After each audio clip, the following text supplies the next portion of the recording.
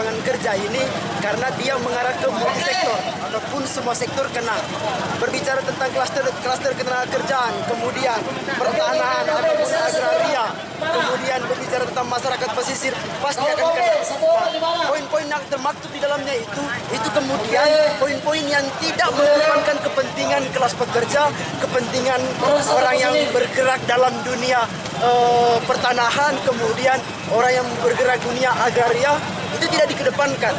Nah, seolah-olah Omnibus Law Cipta Lapangan Kerja ini sengaja didesainkan oleh pemerintah pusat itu demi kepentingan pribadinya. Karena secara pribadi saya dari Gerakan Demokrasi Demokratik itu kemudian menganggap bahwa Omnibus Law ini dirancangkan oleh pemerintah pusat itu untuk menutupi utang-utang dari pemerintah di masa Pilpresnya kemarin. Seperti itu. Nah, kemudian berbicara tentang Omnibus Law Cipta Lapangan Kerja ini merupakan dampak dari perang dagang antara China dan Amerika yang jadikan Indonesia sebagai pasar bebas untuk memasarkan barang produksi dari luar negeri.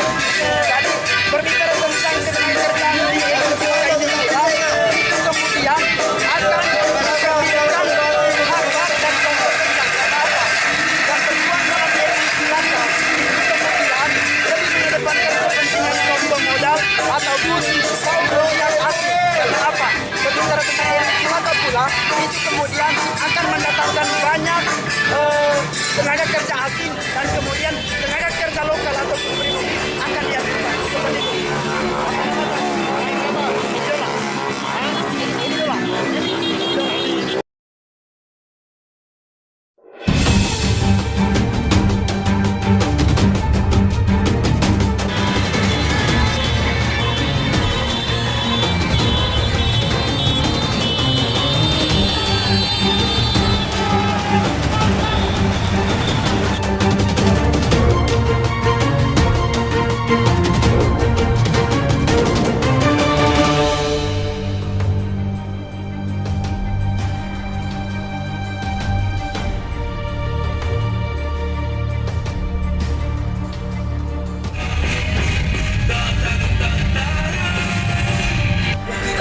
Laksanakan pada siang hari. Namun sebelum kita meninggalkan kantor pura ini akan ada pembaca puisi dengan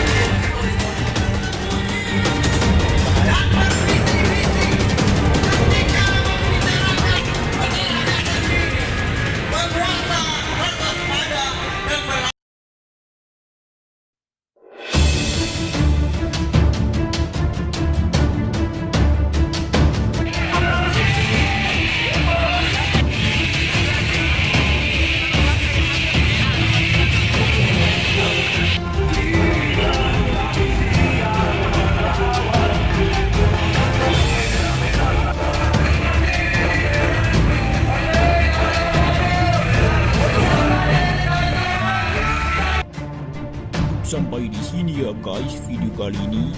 Sampai jumpa di video selanjutnya.